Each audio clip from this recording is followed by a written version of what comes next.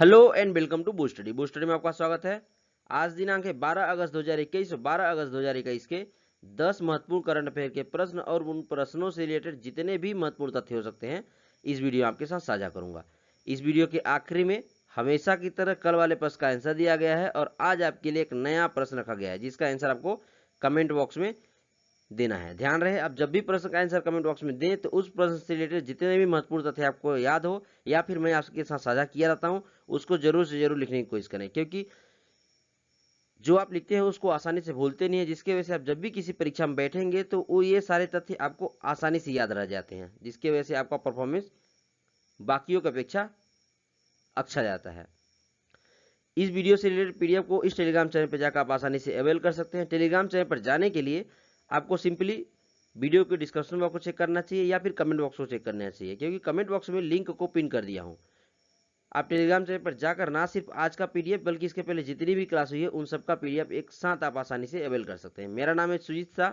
चलिए स्टार्ट करते हैं।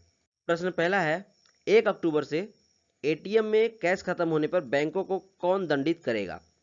सिडबी, नाबार्ड, आरबीआई या फिर आईएमएफ? तो इसका आंसर है option C, Reserve Bank of India. Reserve Bank of India के गवर्नर शक्तिकांत दास ने ये अनाउंस करते हुए बोला कि अगर मान लीजिए किसी बैंक का एटीएम 10 घंटे से अगर अधिक किसी भी एटीएम के पास कैश यानी कि रिजर्व कैश जो रहता है अगर वो खत्म है तो उस बैंक के एटीएम पे प्रति एटीएम 10,000 रुपये का जुर्माना लगाया जाएगा। अब मान लीजिए कि यूबीआई का हम एग्जांपल दे रहे हैं कि यूनियन बैंक ऑफ इंडिया के 10 एटीएम हैं और उन 10 एटीएम में एक महीने में 10 घंटे से ऊपर कैश नहीं रहा है, तो हर एक एटीएम के हिसाब से 10 एटीएम पर 10,000 रुपये का जुर्माना लगेगा, तो टोटल हो जाएगा 1,00,000 रुपये। तो कहने का मतलब ये हम एग्जांपल दे रहे हैं कि यूनियन बैंक ऑफ इंडिया का अगर मान लीजिए 10 एटीएम है और 10 एटीएम में रिजर्व खत्म हो जाता है, कैश खत्म हो जाता है 10-10 घंटे तक एक महीने में, तो उस बैंक के ऊपर प्रति एटीएम के हिसाब से 10,000 रुपये का जुर्माना लगेगा। अब बात है रिजर्व बैंक ऑफ इंडिया की, तो रिजर्व बैंक ऑफ इंडिया के वर्तमान गवर्नर हैं शक्तिकांत दास जी। जैसे कि मैंने बताया ये हैं शक्तिकांत दास जी, ये रिजर्व बैंक ऑफ इंडिया के 25वें नंबर गवर्नर है। ध्यान रहे, ये जो नंबरिंग है ये पूछा जाता है परीक्षाओं में, पूछ लिया जाता है कि रिजर्व बैंक ऑफ इंडिया के वर्तमान गवर्नर जो हैं वो कौन से नंबर के हैं, तो आपको बताना पड़ेगा 25वें नंबर के गवर्नर। और रिजर्व बैंक ऑफ इंडिया का स्थापना हुआ था 1 अप्रैल 1935 को और इसका मुख्यालय है महाराष्ट्र के मुंबई शहर में। इतना आपको याद रखना है।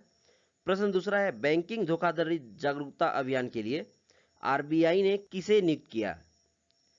मीराबाई चानू, पीवी सिंधु, नीरज चोपड़ा या फिर रवि दहिया? तो जैसा कि आप देख रहे हैं, भाला फेंक के गोल्ड विनर ओलंपिक में नीरज चोपड़ा को रिजर्व बैंक ऑफ इंडिया ने बैंकिंग धोखाधड़ी जागरूकता अभियान के लिए नियुक्त किया है और यह है रिजर्व बैंक ऑफ इंडिया का लोगो। आपको इतना याद रखना है।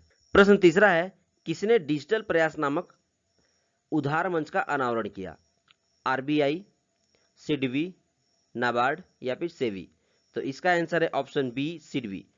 सिडबी यानी कि small industries development bank of India ने डिजिटल प्रयास नामक उधार मंच का अनावरण किया है। आपको पता होना चाहिए कि सिडबी इस समय एमएसएमई के प्रचार, वित्त पोषण और डेवलपमेंट के लिए लगा हुआ है और उसी के तहत डिजिटल प्रयास नामक उधार मंच का अनावरण किया है। इसके तहत करना क्या है कि अगर मान लीजिए आज आप अप्लाई करते हैं उधार के लिए यानी कि लोन के लिए, तो आपको आज शाम तक यानी दिन के अंत होने पर, दिन का अंत होने का मतलब ये है अगर आप सुबह ही या फिर आज दोपहर में आप किए होंगे तो आज रात के शाम होने तक, जिस दिन आप अप्लाई करेंगे उसके शाम होने तक डिजिटल प्रयास के माध्यम से ये बता दिया जाएगा कि आपको लोन अलॉट होगा कि नहीं होगा। तो ये अच्छा सराहनीय प्रयास है सिडबी की तरफ से। अब बात है सिडबी के, तो सिडबी के बारे में थोड़ी सी बातें जान लिया जाए।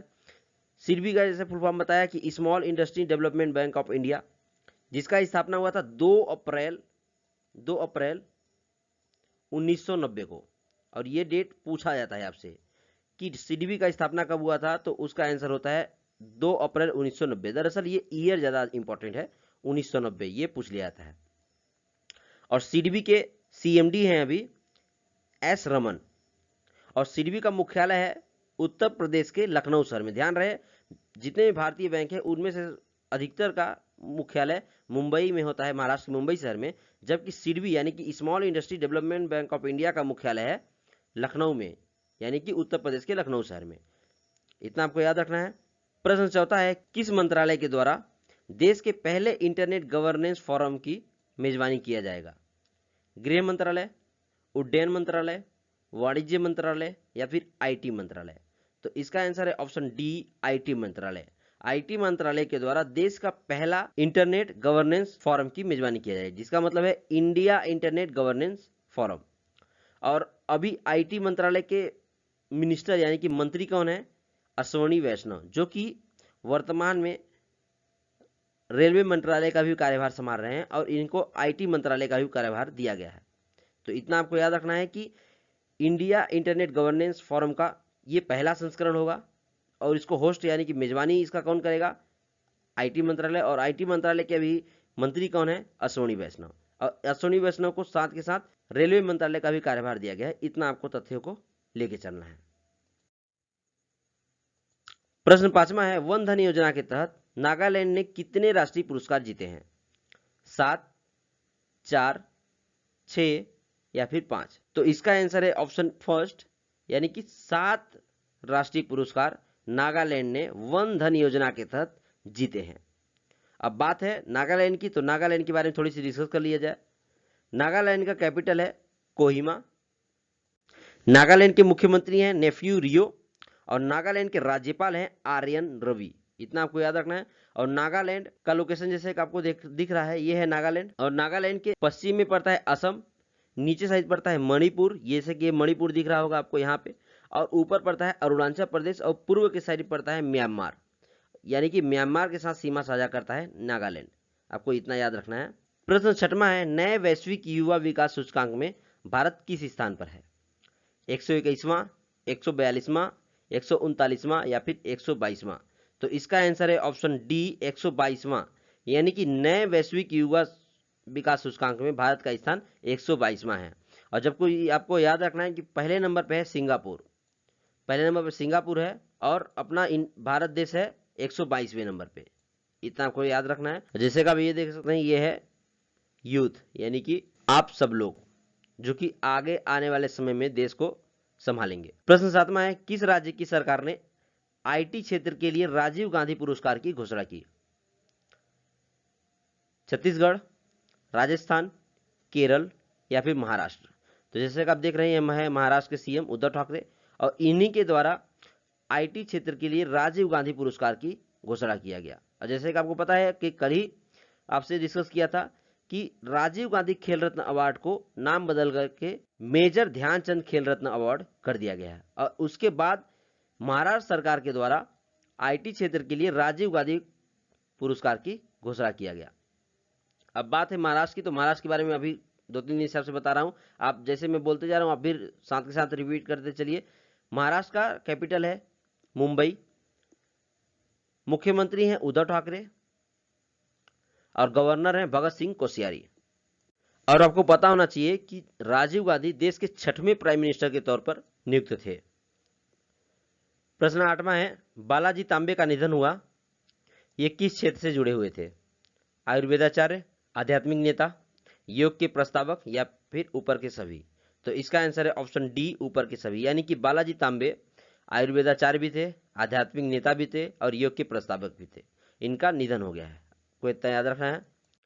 प्रश्न 9वां, यूनिसेफ इंडिया और किसने बच्चों के लिए एक सुरक्षित ऑनलाइन दुनिया बनाने में सहयोग किया? गूगल, याहू, फेसबुक या फिर जियो? तो इसका आंसर है ऑप्शन सी, फेसबुक। फेसबुक और यूनिसेफ इंडिया मिलकर बच्चों के लिए सुरक्षित ऑनलाइन दुनिया बनाने के लिए सहयोग किया हुआ है। अब बात है यूनिसेफ की, तो यूनिसेफ के बारे में जान लेते हैं, उसके बाद जानेंगे फेसबुक के बारे में। तो यूनिसेफ का मुख्यालय है यूनाइटेड स्टेट ऑफ अमेरिका के न्यूयॉर्क शहर में और इसका कार्यकारी निदेशक है अभी हेनरिटा एच फोरे। और यूनिसेफ की स्थापना हुई थी 11 दिसंबर 1946 को, याद रखना है। अब बात है फेसबुक की, तो फेसबुक के बारे में थोड़ा सा जान लेते हैं कि फेसबुक का स्थापना हुआ था फरवरी 2004 में और फेसबुक के सीईओ हैं मार्क जुकरबर्ग और फेसबुक का मुख्यालय है संयुक्त राज्य अमेरिका यानी कि यूनाइटेड स्टेट ऑफ अमेरिका के कैलिफोर्निया शहर में। आपको इन दोनों के बारे में याद रखना है, यूनिसेफ के बारे में भी और फेसबुक के भी बारे में, क्योंकि इन दोनों के बारे में परीक्षाओं में पूछा जाता है।